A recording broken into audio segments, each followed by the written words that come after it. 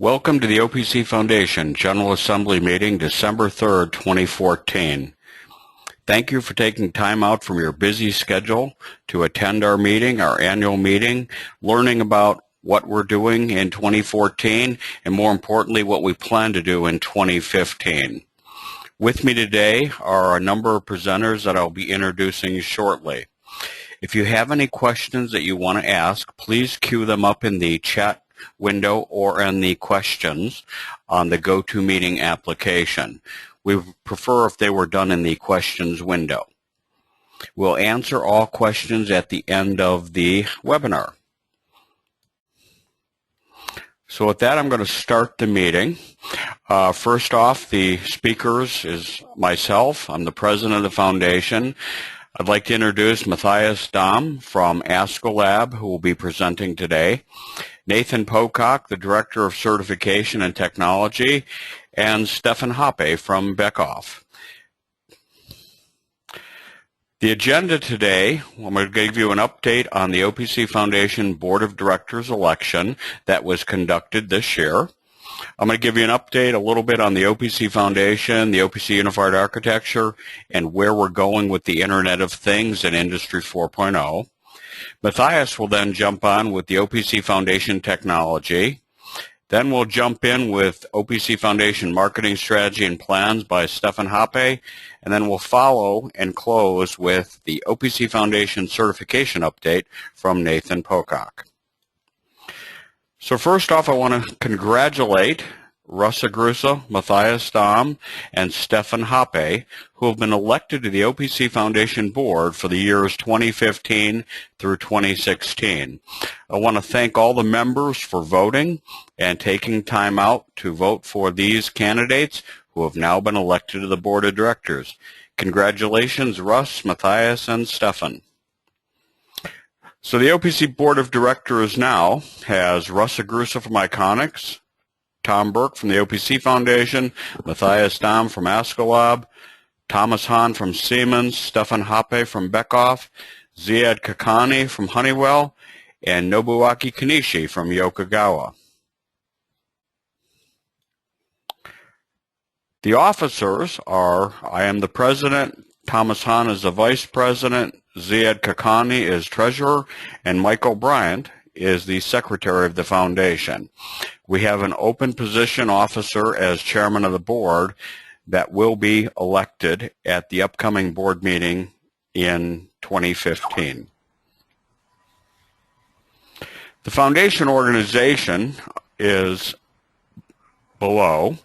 I'm the executive director, Michael Bryant's administrative director, Lynn Freilich is administrative manager, Nathan is the director of compliance and technology, Deepthai Tigla is our senior compliance engineer, and our representatives from our international organizations are Stefan, who has been running OPC Europe, Nobuaki Kanishi, who runs OPC Japan, and we have an opening in our OPC China organization.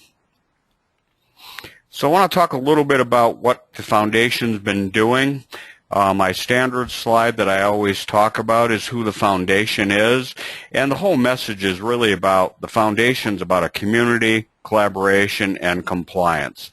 Our goal is to provide the best value for our members and to help all of our members to be successfully able to adopt the OPC UA technology.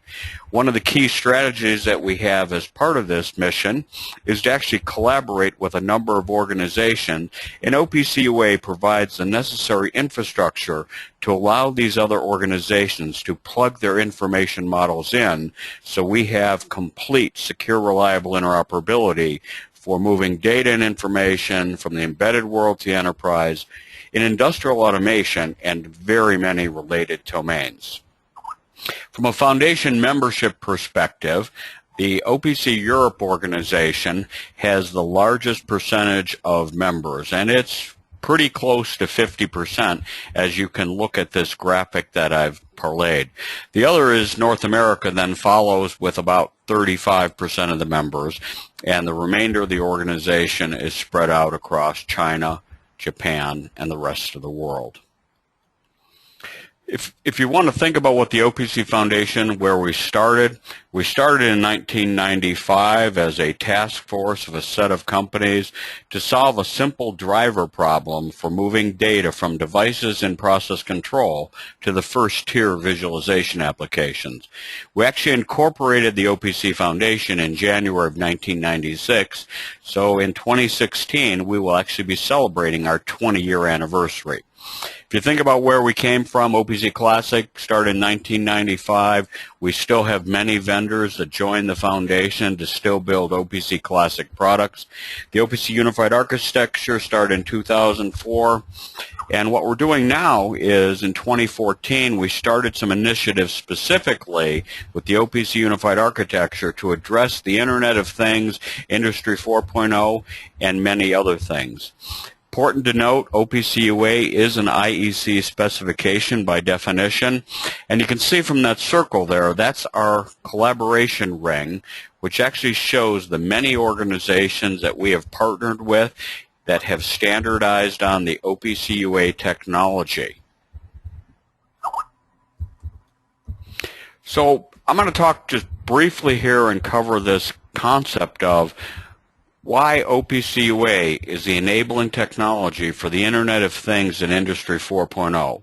Primarily, it's because OPC UA is our communications infrastructure that is designed to provide interoperability for moving information from the embedded world to the enterprise. It's a provides high performance and high scalability, and it's really all about industrial automation with integration into many other domains. The richest thing that we're doing is the whole concept of information modeling, which allows all of our collaboration partners to plug and play their information seamlessly into the OPC UA. We've been working very closely with many vendors to address providing OPC UA as the infrastructure for the Internet of Things and Industry 4.0. We welcome your contributions and participations in the next set of things that we're going to be doing in 2015, specifically to continue the aggressively pursuing OPC UA as the interoperability framework. I'd like to announce Stefan Hoppe, who is going to be our new OPC Global Vice President. The success of OPC Europe is a tribute to Stefan Hoppe, who's been the OPC Foundation President of Europe for the last 4 years. Beckhoff has provided Stefan and many resources to really help achieve such success in Europe.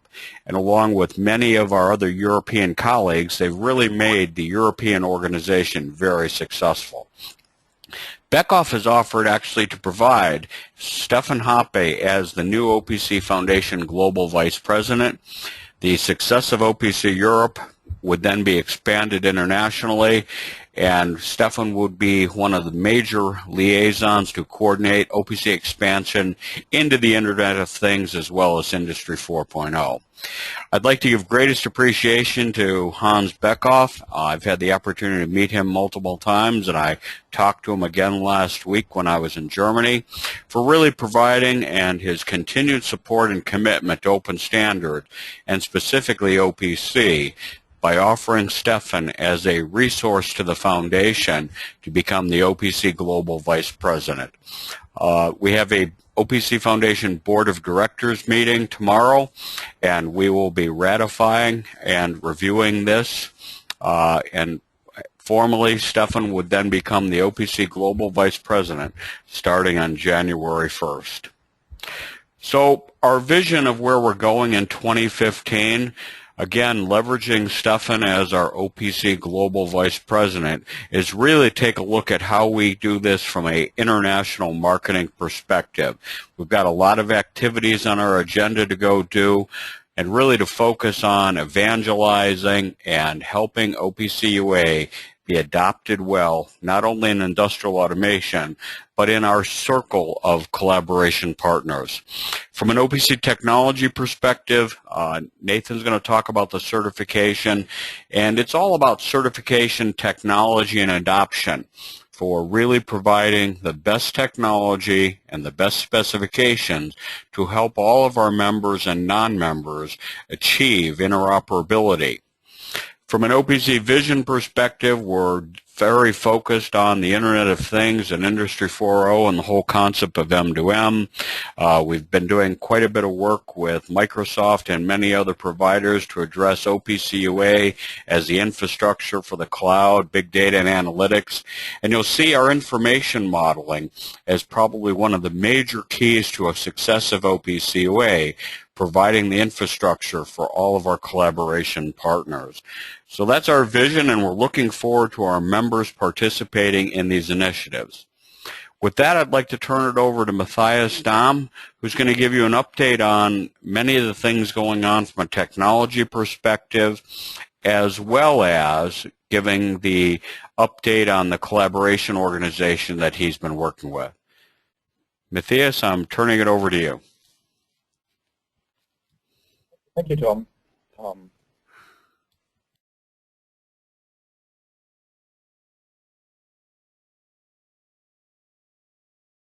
So the first part of my presentation is about a new work we're doing in the OPC UA working group. And like to give you just some background information, OPC unified architecture is really an information-centric layered architecture. And we have, OPC UA provides a meta model for describing information, and it's an object-oriented model with a lot of typing and type safety. And we have a lot of like built-in models like data access, alarms and condition, historical access. And OPC UA provides a communication infrastructure to transport these the information provided through these modeling capabilities. And this information is transported in a secure way, can be implemented platform independent in a stable way. And the most important part is that's our main focus, is everything we do with compliance testing and interoperability workshops, is to make sure that OPC UA is really a vendor interoperability standard, and you can plug in different devices from different vendors and software applications, and they can talk to each other.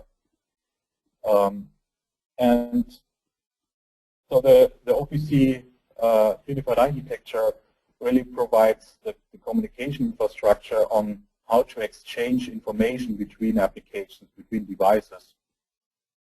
And we work with a lot of domain experts on to define the what is transported. And you see here a list of companion information models, and I will go through some of them in more detail in the next part of our presentation.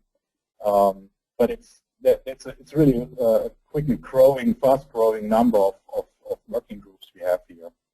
And OPC UA provides client-server architecture to allow clients to access the information provided by products, exposing standard models or also vendor-specific extensions. And we have different network protocols and a defined set of services that build the client-friendly API to access information in the servers. With all the activities around Internet of Things and Industry 4.0, we have a lot of new use cases collected the last 2 or 3 years in the working group. And we discussed most of them individually, but now we want to address them with a common solution. And such use cases are, like, one of the biggest things is like the large scale. So with embedding OPC UA in devices, we are coming to installations where thousands of servers, thousands of devices need to talk to a central system, or one server needs to distribute the same data to a large number of clients, or even worse, like in a smart grid environment. So many devices need to talk to many applications that need to exchange data with each other. Another completely different use case is to provide a black channel for safety. So that's something the OMAC organization brought up for packaging machines. They want to have safety zones around 2 machines automated with two different PLCs from two different vendors, and they have the requirement to transport safety messages through a communication channel between controllers. So that does not mean OPC UA will become a safety protocol. OPC UA, the requirement is just to use OPC UA for transport of safety messages. Another use case is high-speed data streaming. So the current transport mechanism of OPC UA is to ensure that all the data and events that are produced in the server are really transported to the client so that it's a reliable transport. But if for high-speed data streaming, the requirement is really to have a high data rate. And if you lose packages, that's okay, but you want to get the data as quick as possible. And another use case, location transparency and the whole concept of being able to write enterprise service bus connectors to connect OPC UA applications into enterprise application communication frameworks, to integrate with message progress, to have cloud connectivity, and a very important use case is that that you can use relay technology if clients and servers are all behind firewalls. And the common solution scheme we came up with to resolve these use cases is to define, in addition to the client-server communication infrastructure, to also define a publish-subscriber communication model. And the idea is to have a two-layer approach, like a generic publish-subscriber information model, and that allows to configure all the necessary communication objects and to get metadata for the subscribers to understand the data that is published, and to have a server-centric model. So the server defines what kind of data is publishing, and the client can go in and can read the metadata out and the security tokens. And then the second layer are the different transport protocols, and we are looking on defining like UA Secure Multicast as a UDP multicast for peer-to-peer communication, but also we are evaluating standard protocols like AMQP to check if they can resolve our other part of our requirements. And so to summarize that, OPC UA defines a communication platform on how to transport information models. So we have the basic infrastructure to do that, and we work with other organizations and domain experts to define the information models, or what is transported. And now the OPC Foundation will extend that communication platform to the publish-subscriber model. But the key thing is all the applications that defined already information models or expose vendor-specific models or standard information models, the information models are not affected by adding a new communication capability. It just requires updates of SDKs and stacks to benefit from the new communication channels, but the information modeling part is not changed at all.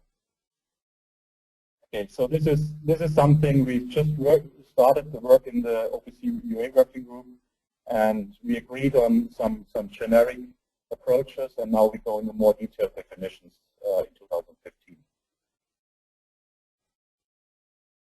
Okay, so that was the first part of my presentation, and the second part is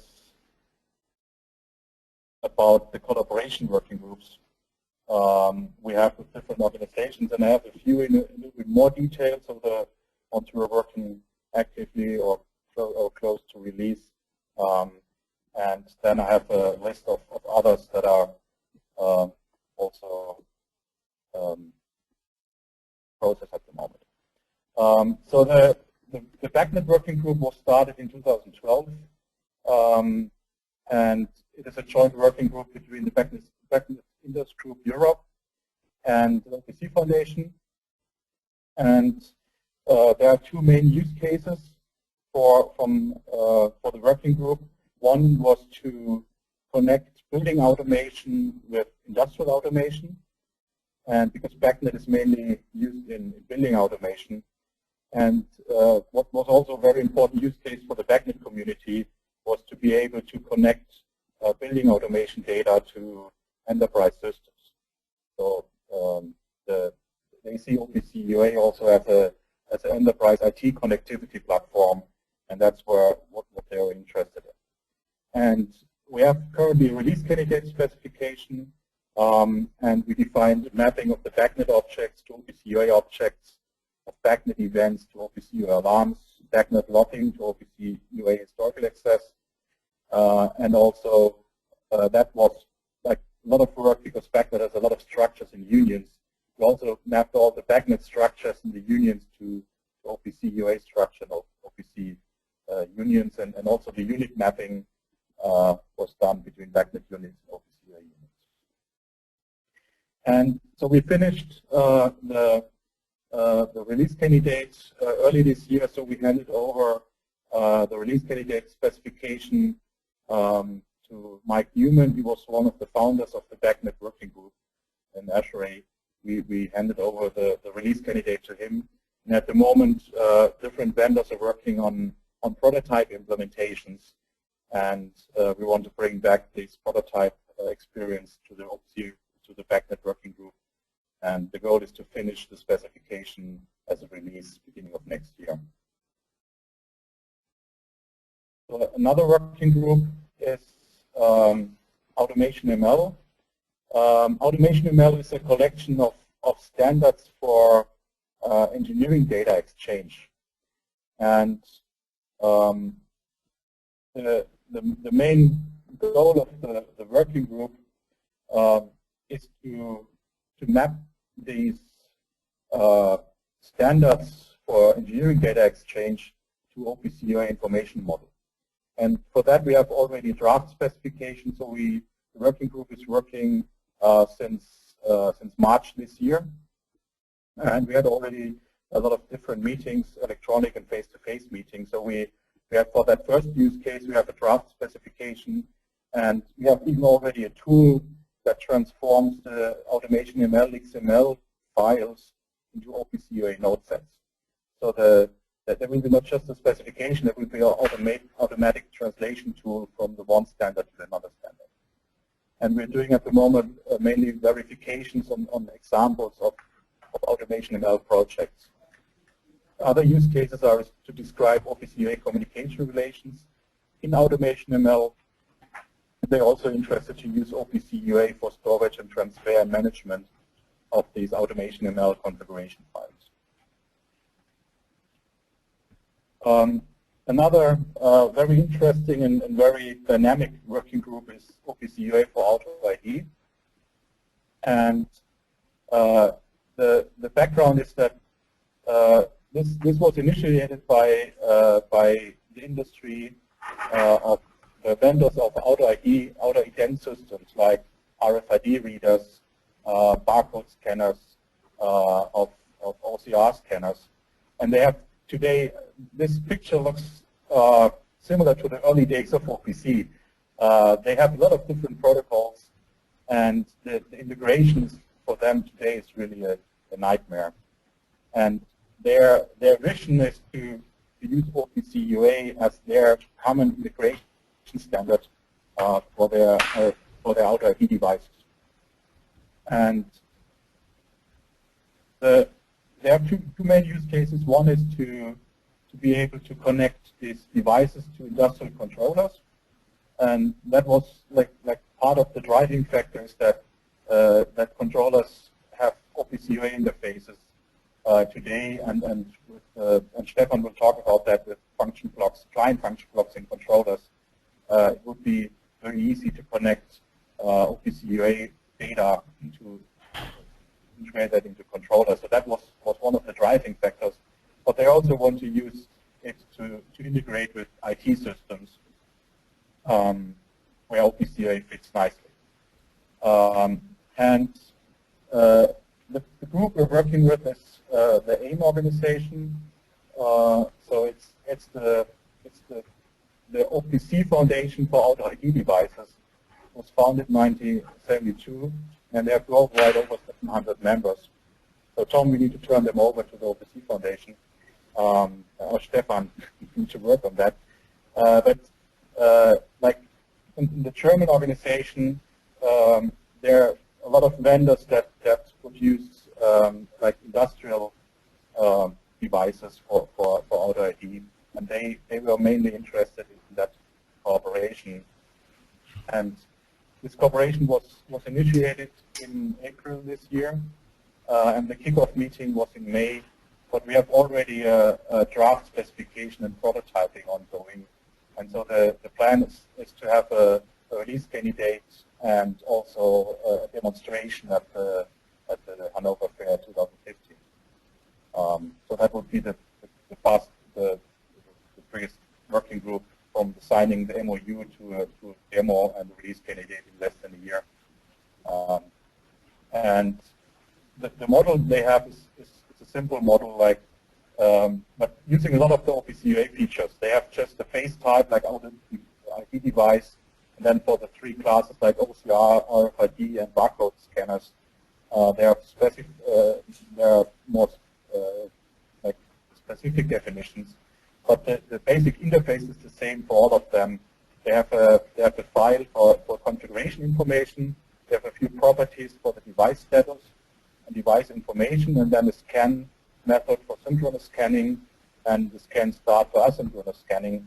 And then there's a scan event type as a result of the asynchronous scan with different information structures for the different readers. And to give you just a quick overview about a few other working groups, there's a very important one in the oil and gas industry. It's called MDIS, and it's standardizing the interface between subsea production equipment and DCS systems on oil platforms. And it's a working group of oil companies, of operators, of DCS vendors, and of subsea vendors. And they make already very good progress. I think in the middle of 2015, they have already plans for first tests and availability tests between subsea vendors and DCS vendors. We have the OPC UA for devices. That is the base specification for a lot of different other companion specifications. And we extended the device model we had already in version 1.0 with the device communication model and the device integration host model. But we moved from the FDI specification to the DI specification. I will talk about FDI on one of the next slides. And that is already released, but the important thing to know is OPC UA for devices is now also in the process of being a IEC standard, so that will be part 100 for the OPC UA IEC specification. We have a revision of the analyzer device integration for process analyzers, and that was mainly driven by the update of the DI specification and feedback from companies that are implementing that at the moment. And so that was the driving factor for having a 1.1 release.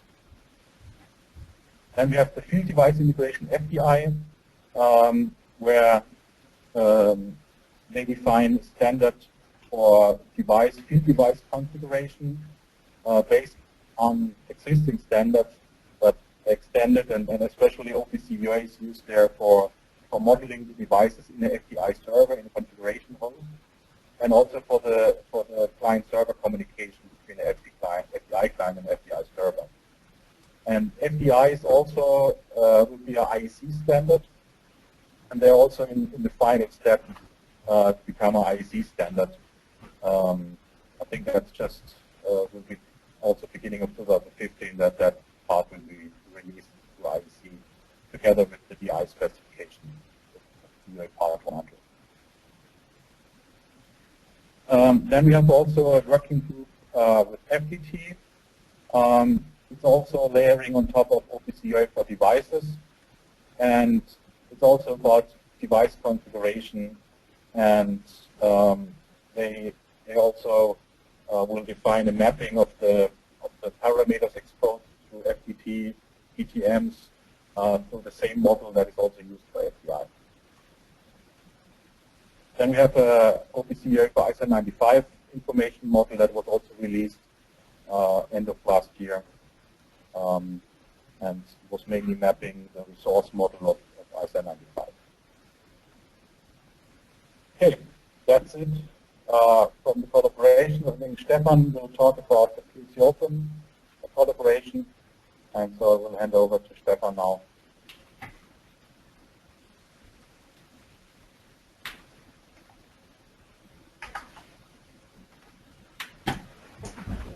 Hello, this is Stefan Hoppe. So first of all, I give you an overview on the collaboration with the PLC Open. We started in 2009. First was the mapping of IEC 1131 into the UA namespace, which was released just a year later in March 2010. And then we started with the second goal, which is now also released in April this year. And the goal was to create PLC Open OPC UA client function blocks. It was function blocks with the functionality of acting as an OPC UA client from point of DA functionality, but also invoking methods into another UA server. Having this goal reached, we are already defined new goals, which we will start early next year. The group wants also to design alarm condition and historical access functionality. So this is just as an overview. In case you are interested to get more detailed information, please just send an email. But we have 22 function blocks for data communication and to invoke a method. The reason for that is that the devices itself can be more intelligent from point of connectivity. They can now do horizontal controller-to-controller connectivity and exchange single variables, but also complex data structures. But a controller can also, on its own, initiate a communication and push data up into databases in virtual machines or into cloud areas. Again, OPC UA as a horizontal communication is very fast, but definitely it's not a deterministic field bus system. We are very proud that we already have 2 OPC corporate identity design nice success stories of customers making use of the OPC UA client function blocks. So here you see that standardization has been done in a way that definitely this is quickly adapted in the industry, and I think there will come more success stories beginning next year. Switching over to activities from point of Europe. First of all, OPC UA is extremely important and has been seen as an important puzzle piece for the German government, and that's the reason why the German government, the Office for Information Security, started to analyze the security of OPC UA. This is starting end 2014. It will take 1 year, and so we will get first results end 2015.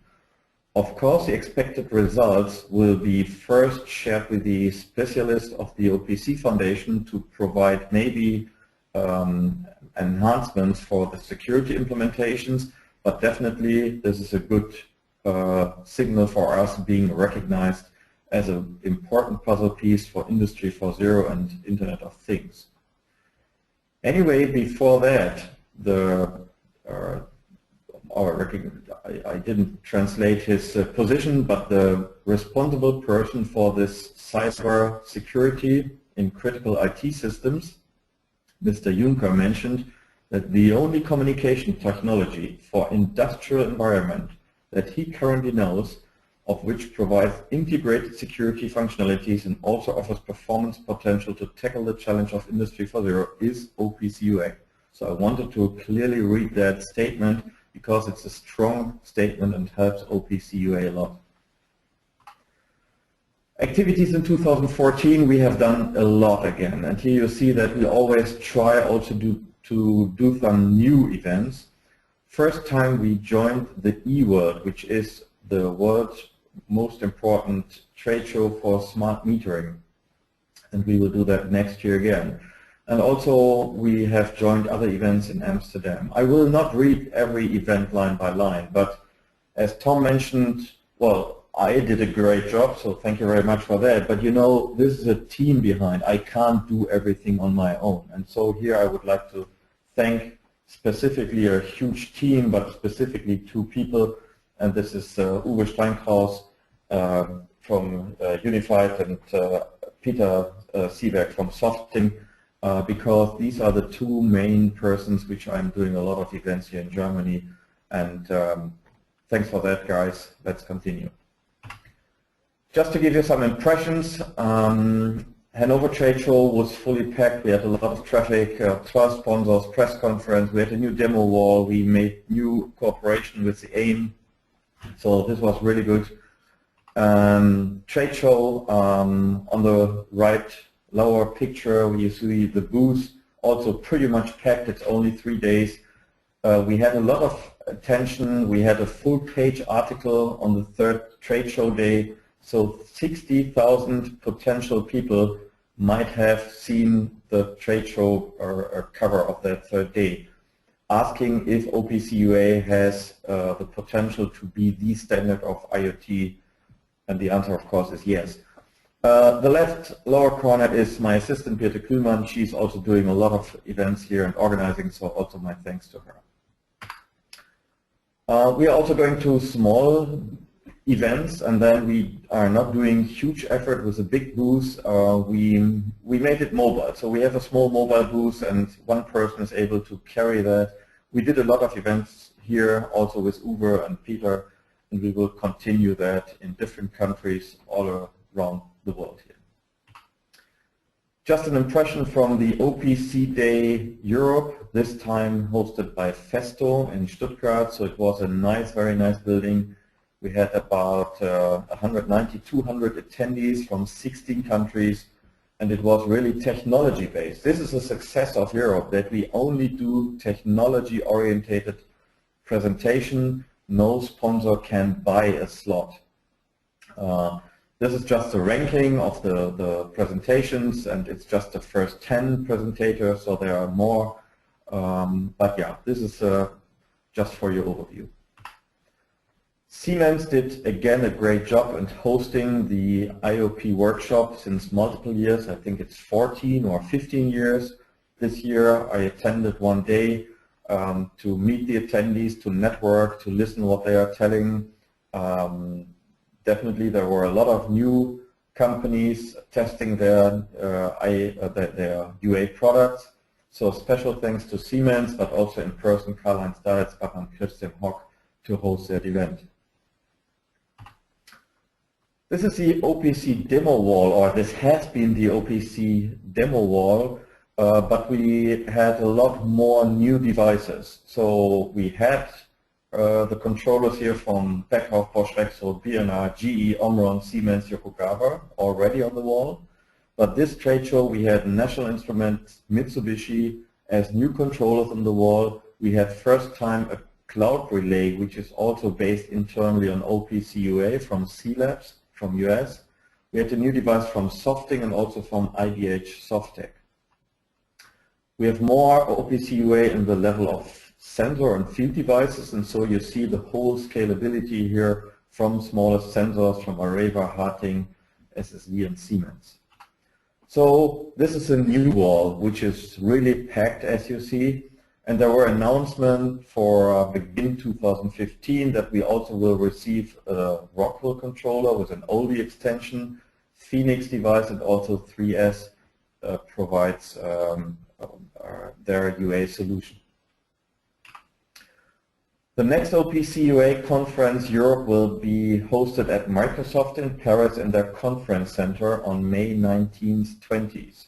We have been started this very successfully in 2011, have been at SAP in Germany, Endershauser, Switzerland, Yokogawa from our board member colleague in Amsterdam in Netherlands.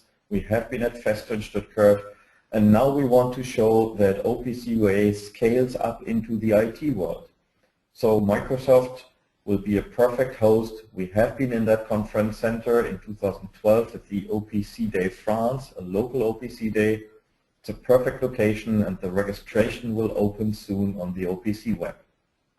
So block that date right now. For 2015, there will be again a lot of events in Europe. Again, I will not go through all that list. The major trade shows will be the Hanover Trade Show with this sample from the Auto ID group, which is the lead from Mr. Weinländer, Siemens, and he will do, in cooperation with Harting, a great demo on the OPC booth. We will have a local OPC day in Belgium. The group is already working on October 15th. And we definitely will plan an activity in Spain in October. Finland, as always, will do a day combined with MES in October. So yes, we will be in a couple of European countries next year. So reporting on marketing activities worldwide. I just know since a couple of hours that I'm elected to the board, and first of all, I would like to thank everybody who voted for that. Thank you very much. But right now, within that short momentum, I cannot prepare a global marketing strategy plan here. What I know is that Tom Burke and myself will attend the OPC Day Japan next week in Tokyo, and that we have a dedicated second day to synchronize with their marketing council.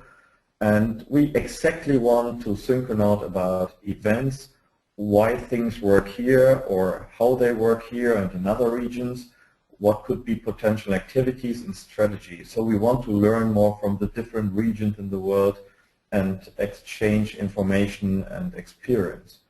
And definitely, because we cannot think just local, all of our members, most of our members act international, and so the member expectation from point of marketing opportunities is, how can I make my own product more visible in all regions of the world? So we have to be and think more global on that marketing. OPC US, this is just what I copied as a presentation of what was originally planned. So definitely we will attend the RFC Industry Forum in Orlando, but then there are also a couple of events hosted by members, so from Honeywell and ABB and Iconics and Emerson and Rockwell. They have so-called user group conferences, and OPC Foundation will have a small presentation slot there and also be able to share collaterals and information material. And so we take advantage of that opportunities. But anyway, I think we have to increase the visibility and the adoption of OPC UA technology in US. So definitely we will go to the first trade show after a long time. It will be the PAC Expo, which is in Vegas. And I also started planning the roadshow, which will definitely be in these 5 cities. Maybe we expand that also to other cities, but this is where we definitely will be in that areas. It will be end September, begin October, to combine that with the PAC Expo and avoid multiple traveling over the year. But definitely we will do one-day events in that regions, and I will keep you up to date on that areas. Also, we have to provide more success stories. So also here, Uwe Steinkraus and Peter Sieberg provided the first drop. So there will be a template which I will share with all OPC members around the world.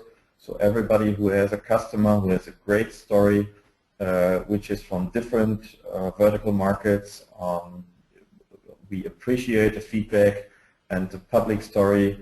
So please stay in contact with me here. International activities, as mentioned before, we have to network in a better way. We have to synchronize better. The web needs a lot of new added content. The news have to be more up to date. I already mentioned success stories from different vendors, markets, and devices and services. We have to update the web page on all the collaborations and the benefits.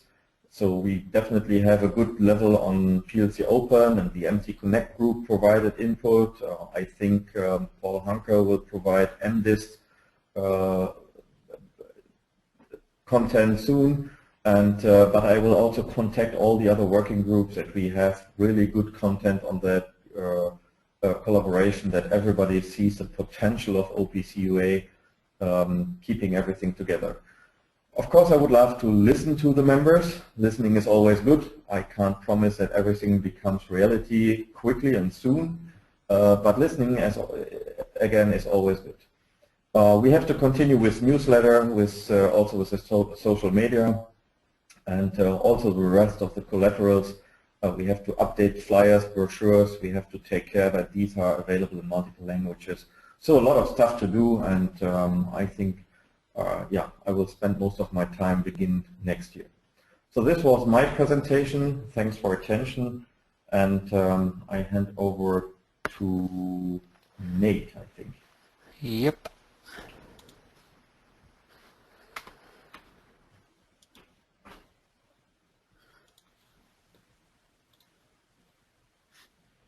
Okay, so I'm Nathan Pocott. I work for the OPC Foundation, and I'm just going to give a very quick overview of the certification program, compliance, and the things we've accomplished this year and the stuff we're going to do next year. So here's a little agenda. So I'll give you a little update on the compliance working group. We'll take a look at the certification test lab by the numbers. We'll talk about the test tools, the interoperability workshop, and then 2015.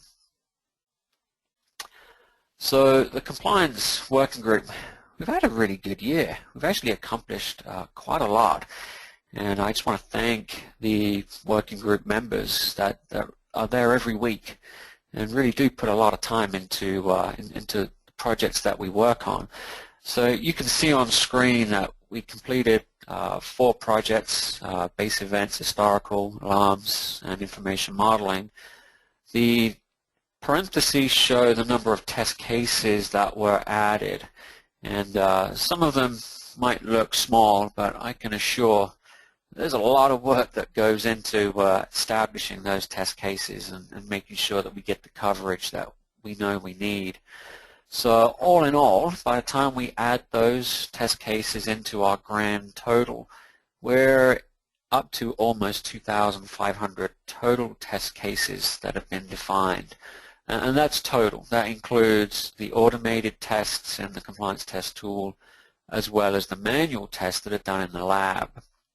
So for next year, the group is going to focus on the redundancy side of UA. That's something we're actually working on now. We're going to go back and complete historical events, and then we're going to look at node management programs and some of the collaboration stuff.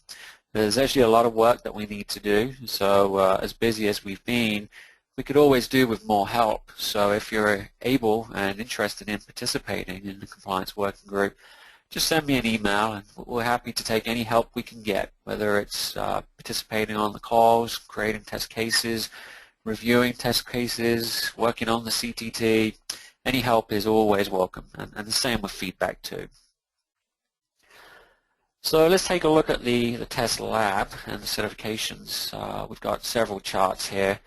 So this year, the very top left chart, bar chart there, we conducted just a few tests than previous. Part of that was we had to shut down the lab for a little while so Dee could go and get married, and also to do some work on the CTT as well. So overall, though, we've had a very, very busy year again. The number of certifications is actually going to be up this year. The value of 24 is a projected number. We have a few products currently sat in the queue that are pending actual certification. So the binaries that we've received have passed testing, but they're not official releases. So once those have been regression checked, they will become official. The chart in the middle shows that the number of UA products we've been testing has actually steadily been growing. So for the servers in particular, we're expecting next year to see almost exclusively UA products. We've seen the decline of Classic. We've seen the decline of interest in Classic. So we're really expecting some big numbers for UA next year. And then on the far right, you can see the number of tests that were, or certifications that were, based by the origin of the vendor. It's been a good year, but we're expecting next year to be even busier. So moving on to the test tools, the UA CTT is still our primary tool. We've released 2 of them this year. The last one was back in October. If you used CTT, please make sure you're using the current version. We've done a lot of work to make sure that tool is a quality tool. So next year we've got a lot of work that we're going to continue to put into the tool as we bring alarms and conditions, base events, historical, and information modeling compliance into the tool. There's still other areas that we'll be working on too, but these are the key ones that we'll be focusing on. So if anybody has requests for features they want to see in the CTT, then please contact me directly, and we'll definitely love to work with anybody. And we're always happy to get ideas. Some of the improvements we've been putting into the CTT over the last few years came from ideas that people like yourself submitted to me. We do our best to try and think of everything, but sometimes you guys have much better creativity than us. So definitely engage with us on what you want to see in terms of compliance test tools, not maybe this tool alone, but other tools too. So as Stefan mentioned, we've done several interoperability workshops this year, the same 3 that we always do, North America, Asia, and Europe. And we actually went back to the same venues that we've been using as well. All 3 events were quite well accepted. We had good attendance, although the European Interop this year definitely won the prize for best attended. We saw a record number of attendees there, a lot of UA products, embedded software, you name it, it was there. It was a really well-attended event. And if you're not familiar with the Interop, you really need to be. If you have products that are in development or ready for release, you need to test it with a lot of other vendors' products to be sure that you've got a good product that is going to be, well received by your customers. They don't want to have to call you with interoperability problems when you could potentially find and fix those by attending this event.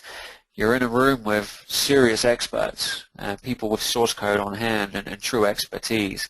So I definitely encourage people to consider attending any one of these workshops next year, and we'll get those release dates, the event dates on the website as soon as we schedule those times.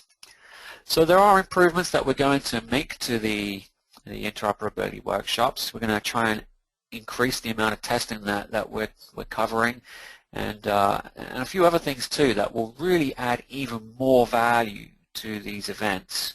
And the one thing I can tell you is that the people that attend the event for the first time, they rave about it. The brain trust that's in the room and the number of products that are available, you just cannot match. So again, definitely look into this and consider it for next year. Something that we actually prototyped at the interoperability workshop 2 weeks ago was this concept of a virtual interoperability workshop. And it's literally that. It's an IOP workshop that you can participate over the internet. And we actually used the Microsoft Azure infrastructure. I've been working with Microsoft, who've been really great in their help. And they've really shown a commitment to us and getting OPC into the cloud. So this diagram here, it shows you the many ways that we can actually leverage this technology. You can go all into the cloud by virtualizing machines 100% exclusively in the cloud, and that's what that big arching arrow shows. But you can also VPN tunnel into the cloud as well. So like the little laptop by the house at the top left there, that could be a client or a server that could interact with other clients and servers that are in the cloud or in those other locations below with the factory or the high-rise building. And these can be products that are software-based or hardware-based. So the prototyping we've done, we conducted it during the IOP workshop. There were several participants that helped, and their logos are on screen. So thanks to Anotherware in Japan, who stayed up late to participate, Beckhoff, who were actually there in Germany, and then Cogent that were up early in Canada, and the same with Kepware here in the US. So the feedback was great. We got some excellent ideas from people, and a lot of guys have given some great ideas on how we can go forward with this. So this will lead on to bigger and better things. There's several other concepts that I'm working on right now that will really help everybody in the world of testing. So definitely keep your eyes open for the news, because some big announcements will be coming soon. So just to close the 2015 plans, we're going to continue obviously working on the CTT, making that a bigger and better tool, getting even more coverage, and really helping you guys to deliver high quality products. We're going to work on a pre-certification test tool as well, something that I just want to mention for now. We're still working on the design of that, so that's why we've not really discussed it at this point. We do want to increase the throughput of the certified products. We've seen a lot of failures, and we need to correct that. We need more products to pass on first time. And the issues where people are failing, it's more quality issues, memory leaks, crashes, things of that nature. It's not so much compliance. So, and again, we want to increase the interoperability workshops by adding the virtuals plus the face-to-face, and some other things as well. So that's the end of my slides. So I guess we'll open it up to everybody for their questions on everything that they've seen today. Thank you, Matthias and Stefan and Nathan, for your presentation. We've actually got a number of questions that are queued up already that I think I'm going to direct directly to some of my experts to answer. One of the questions for you, Nathan, right off the bat is OPC UA redundancy covered in the OPC UA compliance testing? That's something we're actually working on in the compliance working group right now. So one of the things we've found is that the specifications, they put a lot of concepts down, but there's a lot of areas that need clarification. So we're working closely with the UA working group to try and make this whole concept a little bit more well thought out, so that it can be put into like an implementation. So there's actually a lot of work going on here. So we do always create our test cases such that we can automate them and put them in the CTT. That's always our first goal, but not every test can be automated, and that will be the case with redundancy. Some of it will be manual, but no matter what we do, all test cases are always documented, and they're always available in the download section of the website, and they're always provided with the CTT also. So I can't give any specifics right now because we're still fairly young into this project, and we've got a fair amount of work to go still. Thank you, Nathan. Matthias, a question for you. What are the current activities regarding Part 12 for the specification discovery? Yeah, for the global discovery and ad hoc discovery, the specification is already release candidate mode, and we are doing currently a lot of evaluation with prototyping and development. And so I think we, with having at the IOP workshop, we even had a first commercial GDS server for testing, and the goal is to release Part 12 as soon as ongoing prototyping is finished, and that will probably be January and February next year. Okay. We're close to. Another question related to that is somebody wanted to know about the status and work in 2015 with respect to the LDS and GDS. Yeah, that's the same. Like we, the spec is, the prototyping is finished nearly. So it's we have a UA working group meeting in January, and the expectation is that we that we will finish that part there and then put it into a final release voting. Stefan, a question for you is, what are some of the current activities we are doing for connectivity with the enterprise and specifically SAP? Oh, SAP has an OPC UA client in their MES package since 2008, and there is a public success story on the web if you Google for that. But this is exactly why I think we have solutions out, but it's not really visible on the OPC web. We have to make a success story out of that and have a central landing point to make that available. So SAP is one of the first ERP members having a royalty-free OPC UA client in their portfolio. Nathan, a question for you is, how much does an interoperability workshop cost? And what's the difference between cost for a virtual interop and a face-to-face interop? It's a good question. The cost generally varies from region to region. If you approximate, it's probably $500 to attend an event, roughly. As far as the difference between virtual and face-to-face, we haven't got to that part yet. We're still in the conceptual stage.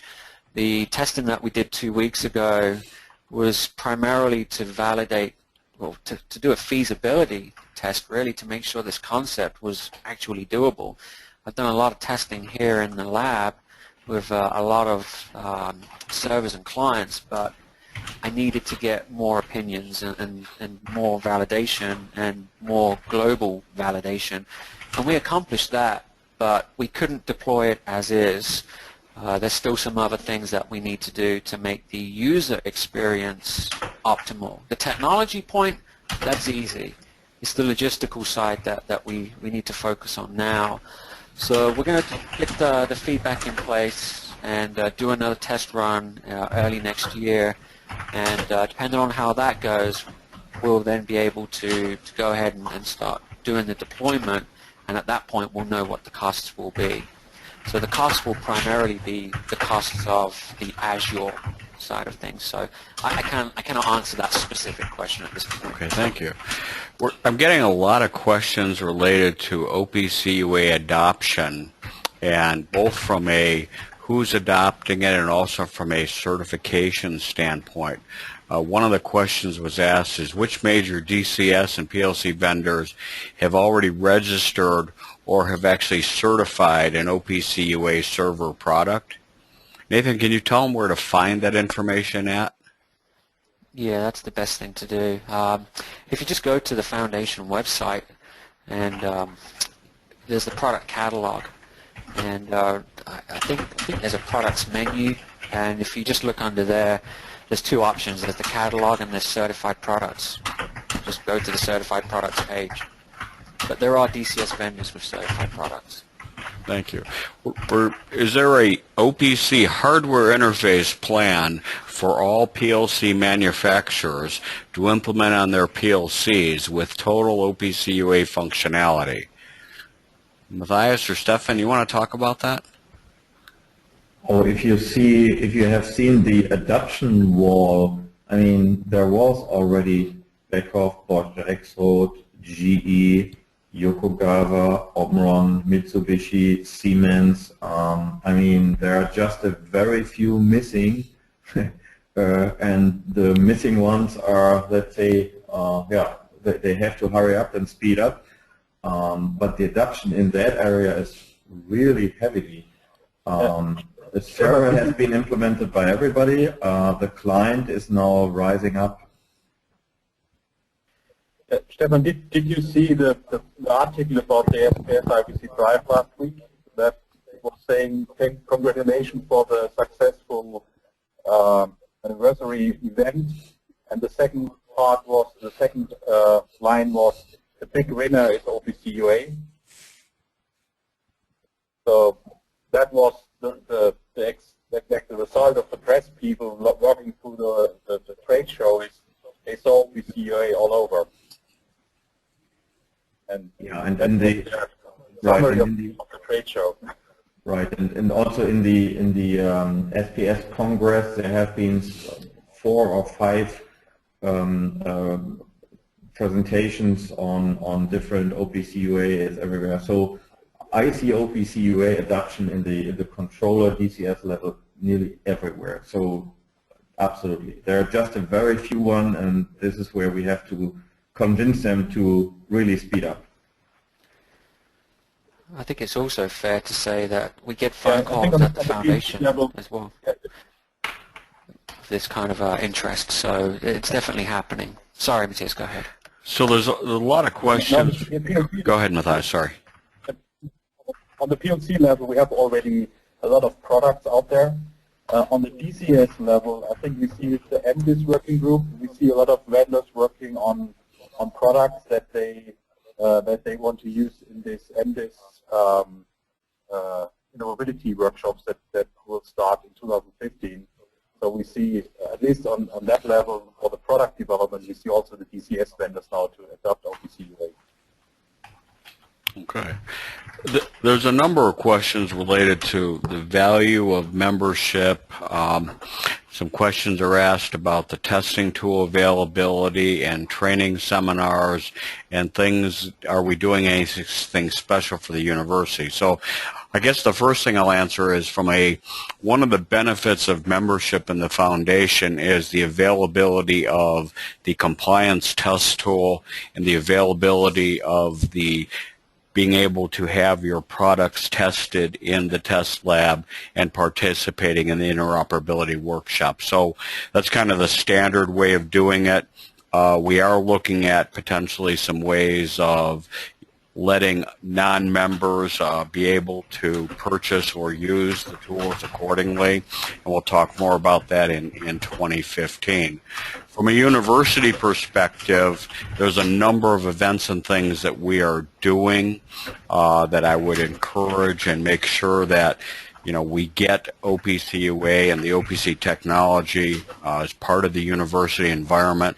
These are the engineers of tomorrow that are in the universities now, and what better way to give them the jump start on the technology. We've actually done a number of events already in the different universities. We've been working with a number of universities in both North America and in Europe for this.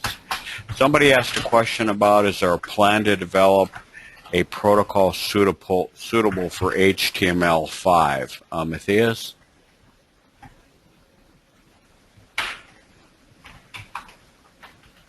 Uh-oh. Yeah, we have that already. There's an HTTPS with UA binary.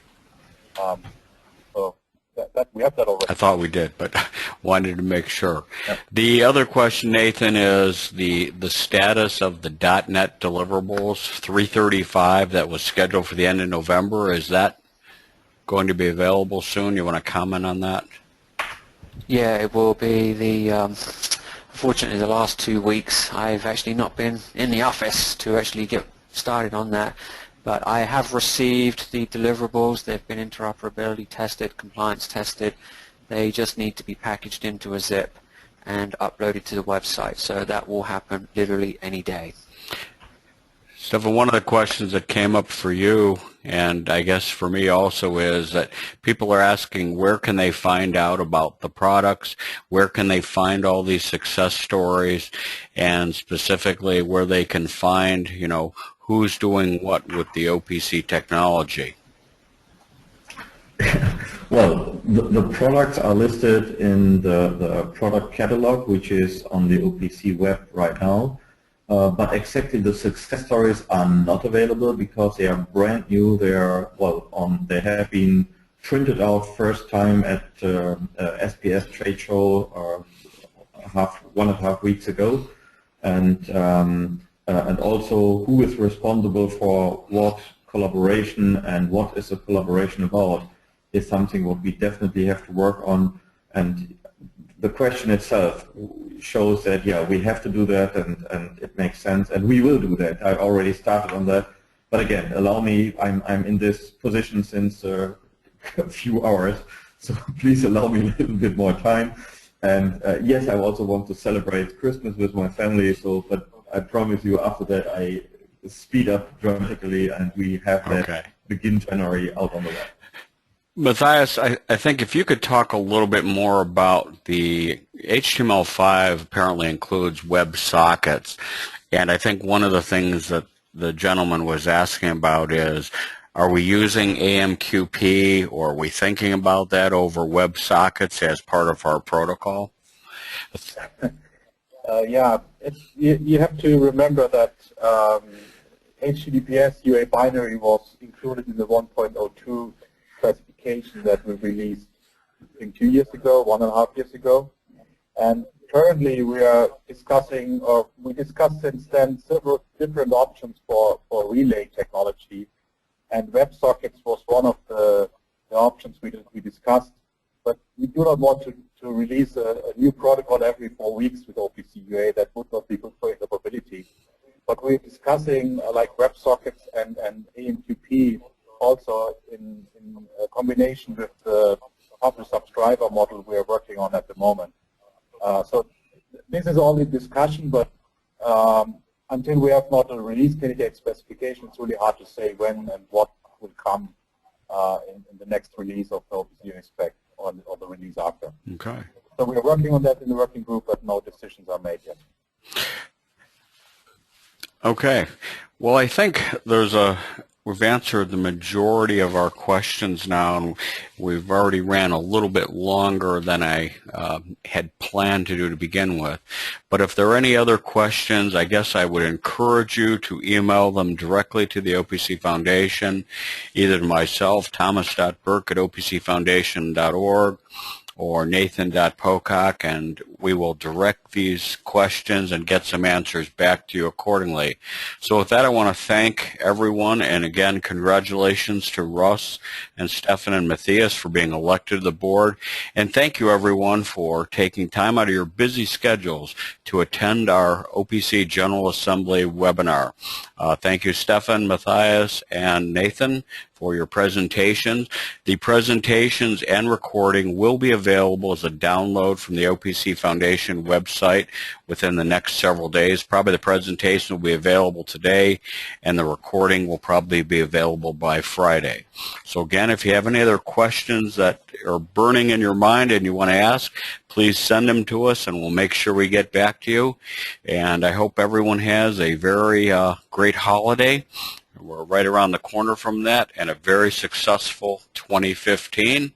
And we look forward to lots of new products based on the OPC UA technology in industrial automation and all of our related domains. Thank you again, and that concludes our OPC Foundation General Assembly meeting for 2014.